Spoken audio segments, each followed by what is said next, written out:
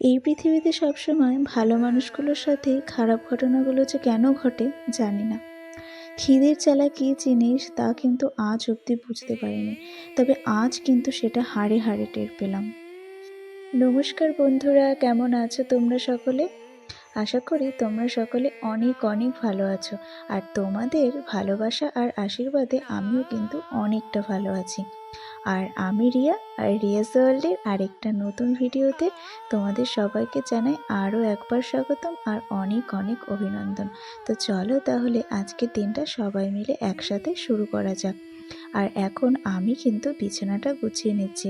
তার আগে আমার এক্সারসাইজ করা, স্কিপিং করা বা মর্নিং ওয়াক সবই আজকে করেছি, তো সেগুলো কিন্তু আগেই হয়ে গেছে। তো সেই ভিডিওটা তোমাদের সাথে পরে শেয়ার করছি।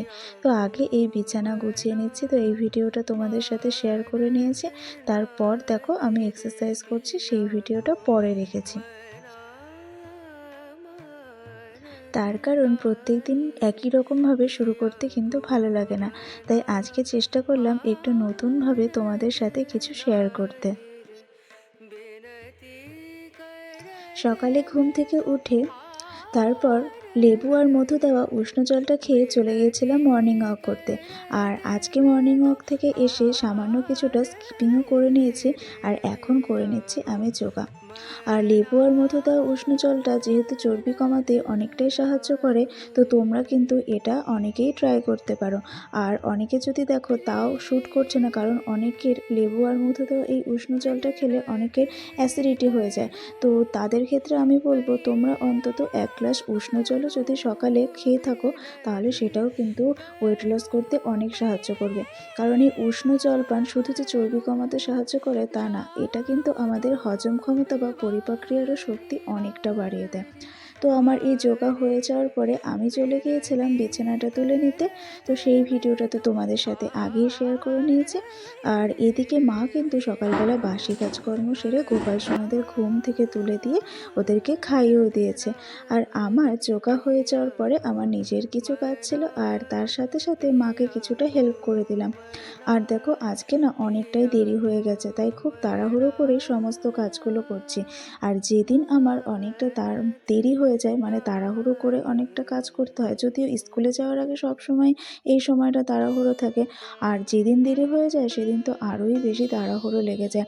তো সেদিন আমি কি করি, আগে কিন্তু আমি নিচতলাটা ঝাড় দিয়ে পরিষ্কার করে নিই, আর তারপর চলে যাই কিন্তু ওপরতলাটা করতে।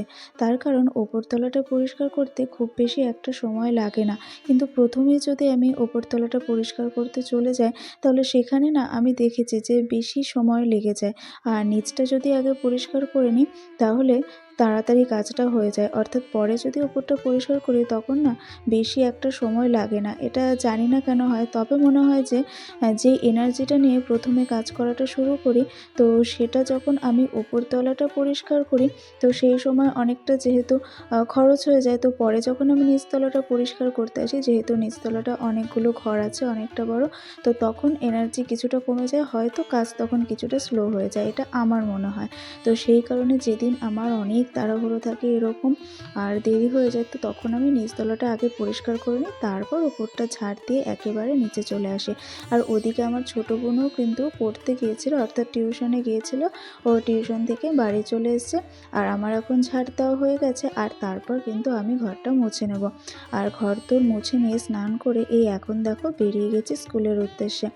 আর বাসের জন্য বেশ কিছুক্ষণ দাঁড়িয়েছিলাম, তো তারপর দেখো বাসেও চেপে পড়েছি, আর এখন স্কুলে যাচ্ছি। কিন্তু স্কুলে যাবার পথে হঠাৎই মনে হলো যে আমাদের স্কুলের কাছাকাছি এক জায়গায় 52 হাত পৌষকালী মায়ের পুজো হচ্ছে। তো সেটাই একবার দেখে আসি, কারণ স্কুল শেষ হওয়ার পরে আর কিন্তু সময় থাকে না, আর একা একা যেতে ভালোও লাগে না। তাই আমরা বেশ কয়েকজন মিলে কিন্তু এখানে এসেছি এই মাকে দর্শন করতে। আর এই দিকে দেখো অনেক সাধু সন্ন্যাসীরা বসে আছেন, এরা কিন্তু এই পুজোর কদিন এখানেই থাকে, পুজো অর্চা করে, আর তার সাথে এখানে কিন্তু যাগযজ্ঞও হয়। তোমরাও মায়ের মুখ দর্শন করে নাও।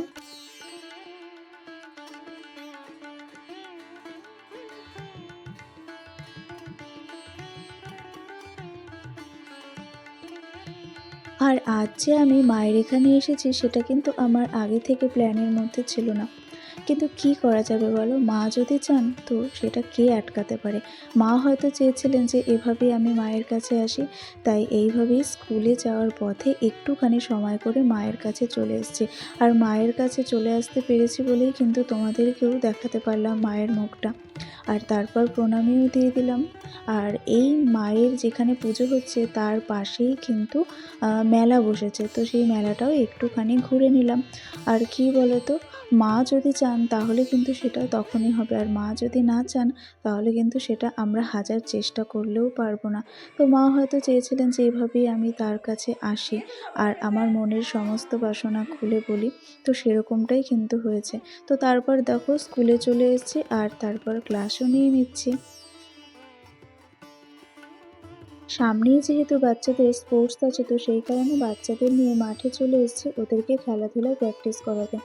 আর আজ একটু তাড়াতাড়ি স্কুল থেকে বেরিয়ে যাব, কারণ আমার এক মাসি কিন্তু ভীষণই অসুস্থ। তো স্কুলের থেকে হাফ ছুটি নিয়ে তো দেখো চলে এসেছি মাসিকে দেখতে। মাসি এখন নার্সিংহোমে ভর্তি আছেন। আমার এর আগের ভিডিওগুলোতে একটার মধ্যে আমি বলেছিলাম যে আমার এক মাসির বাড়িতে গিয়েছিলাম, সেখানে আমার মাসি ভীষণই অসুস্থ ছিল, তাই তাকে না জানিয়েই গিয়েছিলাম। তো আমার সেই মাসিটাই কিন্তু আজকে অসুস্থ হয়ে পড়েছে, আর তার এমনই অবস্থা যে নার্সিংহোমে এনে আইসিইউতে অবধি ভর্তি করাতে হয়েছে। তো সেই কারণে মন খারাপও ছিল সকাল থেকে, মানে আগের দিন থেকেই ছিল, কারণ আগের দিন রাতে মাসিকে এই নার্সিংহোমে নিয়ে এসে অ্যাডমিট করা হয়েছে। তো নানা কারণে হয়তো আমার মনে হচ্ছে যে মা হয়তো এভাবেই চেয়েছিলেন যে আমি তার কাছে যাই আর আমি আমার মাসির জন্য প্রার্থনা করি। আর আমার মাসি কিন্তু ভীষণই ভালো মানুষ। তোমরাও সকলে প্রার্থনা করো যাতে আমার মাসি আরও তাড়াতাড়ি সুস্থ হয়ে যেতে পারে। আর এই নার্সিংহোমের পাশেই একদিকে শিব ঠাকুরের একটা মন্দির রয়েছে, তো যেটা দেখে না আমার ভীষণ ভালো লাগলো।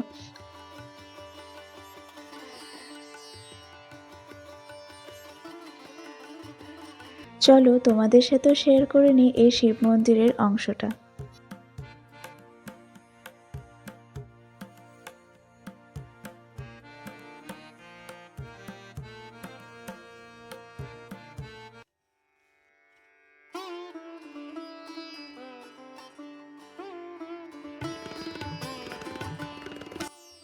এখন ভিজিটিং আওয়ার্সের অপেক্ষায় আমরা এখানে সবাই মিলে বসে আছি। আর এখন দেখো ভিজিটিং আওয়ার্স শুরু হয়ে গেছে, তাই আমি আর মা কিন্তু মাসির সাথে দেখা করতে চলে এসেছি। মাসির শরীর আগের তুলনায় সামান্য কিছু ভালো হয়েছে, বেশি কিছুটা ইমপ্রুভ এখনও কিন্তু করেনি। তোমরা একটু সবাই প্রার্থনা করো যাতে আমার মাসি তাড়াতাড়ি সুস্থ হয়ে যায়। বারবার করে তোমাদের বলছি, কারণ আমার দেখবে যে নিজের লোকেদের কিছু হলে তখন মনটা কতটা খারাপ লাগে। আর মাসিকে দেখে এখন দেখো ওপর থেকে আবারও নিচে চলে এসেছি, আর এবার কিন্তু আস্তে আস্তে বেরিয়ে যাব। আর আমাদের সাথে আমার এক মামাতো দিদিও এসছে, অর্থাৎ মা, আমি আর মামাতো দিদি এই তিনজনা মিলে কিন্তু বাড়িতে চলে এসেছি। মামাতো দিদি আজকে আমাদের বাড়িতে থাকবে, তারপর দিন চলে যাবে। আর আজকে বাসে আস্তে আস্তে এই ফেরার সময় এত খিদে পেয়েছিল, যেটা তোমাদেরকে আমি বলে ঠিক ভাষায় বোঝাতে পারবো না। তো তখন আমি বুঝতে পারছিলাম যে খিদের জ্বালা কী। আর খিদের চোটে দেখো এখন দোকানে এসে আমি পরোটা খেয়ে নিচ্ছি। মানে সচরাচর এসব বাইরের জিনিস আমি তেমন একটা খাই না, মানে বিশেষ করে তেলে ভাজা জাতীয় বা পরোটা, কিন্তু এত খিদে পাচ্ছিল তখন মনে হচ্ছিল যে যে সমস্ত মানুষ খিদের জ্বালায় কষ্ট করে তারা কিভাবে থাকে, সেই সমস্ত বাচ্চাগুলো বা সেই সমস্ত বয়স্ক মানুষগুলো কিভাবে তারা সহ্য করে এই খিদের জ্বালা। আর আমার মনে হয়েছিল যে যদি আমার অনেক ক্ষমতা থাকতো তাহলে আমি কাউকে খিদেতে এইভাবে কষ্ট করতে দিতাম না। আর আজকে আমি নিজে যেহেতু কষ্টটা উপলব্ধি করতে পেরেছি, তাই ভীষণ না খারাপ লাগছিল সেই সব বাচ্চাগুলোর জন্য, মানুষগুলোর জন্য যারা হয়তো দিনে দুমুঠো ঠিকমতো খেতেও পারে না। আর তারপর দেখো ওদিকে হনুমানজির পুজো হচ্ছিল, তো সেখান থেকে একটু প্রসাদও খেয়ে নিয়েছি। তো তারপরে কিছু কেনাকাটি ছিল আমাদের, তো সেগুলো কেনাকাটা করে এখন কিন্তু আবার বাড়িতে চলে এসেছি আমরা তিনজনে। আর বাড়িতে আসার পরে সবাই মিলে এখন পোশাক আশাক চেঞ্জ করে নিয়ে তারপরে ফ্রেশ হয়ে নেব। আর ফ্রেশ হয়ে যাওয়ার পরে আমি চলে যাব কিন্তু ঠাকুর ঘরে। আর এই দেখো এখন কিন্তু আমি ঠাকুর ঘরে চলেও এসেছি, সন্ধ্যাও দেওয়া হয়ে গেছে। আর এখন আমি আমাদের ছোট্ট দুটো গোপাল সোনাকে এখন শয়ন দিয়ে দেব, কারণ রাত হয়ে গেছে, ওদেরও তো ঘুমের সময় হয়ে গেছে, তাই খাইয়ে তাই ওদের ঘুম পাড়িয়ে দিলাম। আর তারপর রাতের খাওয়া দাওয়ার জন্যে প্রিপারেশন নিতে হবে, আর কিছু কিছু কাজ আছে, তো সেগুলো করব। চলো পরপর করি।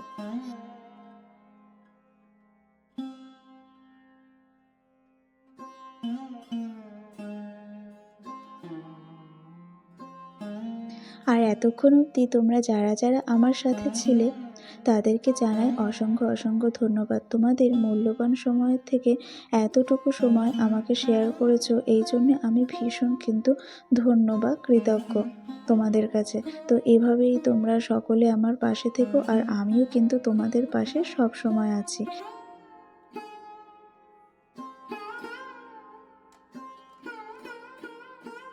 তো এখন দেখো রাতের খাওয়া দাওয়া করে চলে এসেছি, বাসন কুসনগুলো মেজে নিচ্ছি, আর তার সাথে কিন্তু কিচেন সেটটাও পরিষ্কার করে নেব। আর তারপর চলে যাব ঘুমোতে। আবার পরের দিন উঠে আবার একটা নতুন দিন শুরু করতে হবে, আবার একটা নতুন যুদ্ধ শুরু করতে হবে। তাহলে আজকের ভিডিওটা আমি এখানেই শেষ করলাম। ভিডিওটা ভালো লাগলে লাইক করে দিও, শেয়ার করে দিও, আর আমার চ্যানেলে যদি নতুন বন্ধু হয়ে থাকো চ্যানেলটাকে একটু সাবস্ক্রাইব করে পাশে থেকো। তাহলে সুস্থ থেকো, ভালো থেকো, টাটা।